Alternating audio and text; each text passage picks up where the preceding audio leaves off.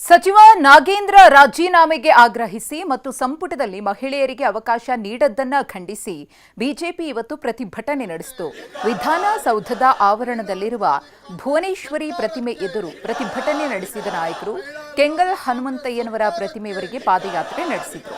ಕಾಂಗ್ರೆಸ್ ವಿರುದ್ಧ ಧಿಕ್ಕಾರವನ್ನ ಕೂಗಿ ಬಿಜೆಪಿ ನಾಯಕರು ಆಕ್ರೋಶ ವ್ಯಕ್ತಪಡಿಸಿದರು.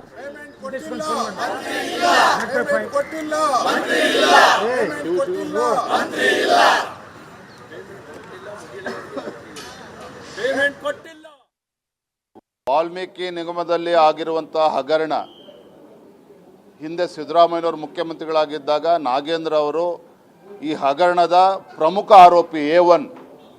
ಹಾಗಾಗಿ ಅನಿವಾರ್ಯವಾಗಿ ರಾಜೀನಾಮೆಯನ್ನು ಕೊಡಬೇಕಾಯಿತು ಮಂತ್ರಿಮಂಡಲಕ್ಕೆ.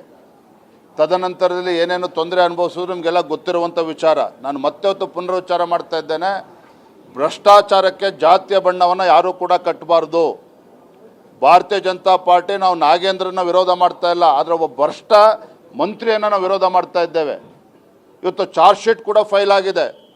ಕ್ಲೀನ್ ಚಿಟ್ ಕೊಟ್ಟ ಮೇಲೆ ಮತ್ತೆ ಮಂತ್ರಿ ಆಗಲಿ ನಮ್ಮದೇನು ತಕರಾರಿಲ್ಲ. ಅಲ್ಲಿವರೆಗೂ ಒಬ್ಬರಿಲ್ಲ ಅಂದರೆ ಇಬ್ಬರನ್ನ ಸಮುದಾಯದಿಂದ ಮಂತ್ರಿ ಮಾಡಲಿ ಮನೆ ಮುಖ್ಯಮಂತ್ರಿಗಳು, ಅದಕ್ಕೂ ನಮ್ಮದೇನು ತಕರಾರಿಲ್ಲ. ಹಾಗಾಗಿ ವಿಚಾರ ಭಾಳ ಗಂಭೀರವಾಗಿರ್ತಕ್ಕಂಥದ್ದು. ಯಾವ ಹಣ ಪರಿಶಿಷ್ಟ ಪಂಗಡದ ಅಭಿವೃದ್ಧಿಗೆ ಮೀಸಲಿಟ್ಟಿರ್ತಕ್ಕಂಥ ಹಣವನ್ನು ಲೂಟಿ ಮಾಡಿರುವಂಥ ಮಂತ್ರಿ ವಿರುದ್ಧ ಆರೋಪ ಇರುವಂಥದ್ದು. ಹಾಗಾಗಿ ನಿನ್ನೆ ದಿನ ನಮ್ಮ ಸಮುದಾಯದ ಪ್ರಮುಖರು ಎಲ್ಲರೂ ಕೂಡ ನನ್ನ ಹತ್ರ ಬಂದಿದ್ದರು. ವಾಲ್ಮೀಕಿ ಅಭಿವೃದ್ಧಿ ನಿಗಮದ ಹಗರಣದಲ್ಲಿ ಪ್ರಮುಖ ಆರೋಪಿ ನಾಗೇಂದ್ರ ಅವರನ್ನು ಮತ್ತೇನು ಕ್ಯಾಬಿನೆಟ್ಗೆ ಸೇರಿಸ್ಕೊಂಡಿದ್ದಾರೆ. ನಮ್ಮ ಸಮುದಾಯಕ್ಕೆ ಅಪಮಾನ ಆಗಿದೆ. ರಾಜ್ಯಾದ್ಯಂತ ನಾವು ಹೋರಾಟ ಮಾಡಬೇಕು, ಪಾದಯಾತ್ರೆ ಮಾಡಬೇಕು, ಪ್ರತಿಭಟನೆ ಮಾಡಬೇಕು ಅನ್ನುವ ಅಭಿಪ್ರಾಯವನ್ನು ಅವ್ರು ಕೊಟ್ಟಿದ್ದಾರೆ. ನಾನು ಎಲ್ಲ ನಮ್ಮ ಹಿರಿಯರ ಜೊತೆ ಚರ್ಚೆ ಮಾಡಿ ಆಮೇಲೆ ತಿಳಿಸ್ತೇನೆ ಅನ್ನೋ ಮಾತನ್ನು ಅವ್ರಿಗೆ ಹೇಳಿದ್ದೇನೆ. ಯಾವುದೂ ತೀರ್ಮಾನ ಆಗಿಲ್ಲ. ಈ ಸಂಪುಟ ಆರೋಪಿಗಳು, ಕಳಂಕಿತರು, ಶಂಕಿತರಿಂದ ಕೂಡಿರುವಂಥ ಸಚಿವ ಸಂಪುಟ ಇದು. ಇವರೆಲ್ಲರೂ ರಾಜೀನಾಮೆ ಕೊಡುವ ತನಕ ನಮ್ಮ ಹೋರಾಟವನ್ನು ಮುಂದುವರಿಯುತ್ತೆ. ನಾಳೆಯಿಂದ ನಾವು ಹೋರಾಟವನ್ನು ಪ್ರಾರಂಭ ಮಾಡ್ತಾ ಇದ್ದೇವೆ. ನಾವು ನಾಗೇಂದ್ರ ವಿಚಾರವಾಗಿ ಹೋರಾಟ ಮಾಡಬೇಕು ಅಂತ ಈಗಾಗಲೇ ತೀರ್ಮಾನವನ್ನು ತೆಗೆದುಕೊಂಡಿದ್ದೀರಿ. ಒಬ್ಬ ಕಳಂಕಿತ ಇದೇ ಅಧಿವೇಶನದಲ್ಲಿ ಅವ್ರನ್ನ ಹೊರ ಹಾಕಿದರು, ಇದೇ ಅಧಿವೇಶನದಲ್ಲಿ ಅವ್ರನ್ನ ವಾಪಸ್ ತಗೊತಾ ಇದ್ದಾರೆ.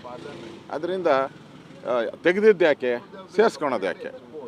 ಅದರಿಂದ ಅವ್ರನ್ನ ತೆಗೆಯೋವರೆಗೂ ನಮ್ಮ ಹೋರಾಟ ನಾವು ಮಾಡ್ತೀರಿ.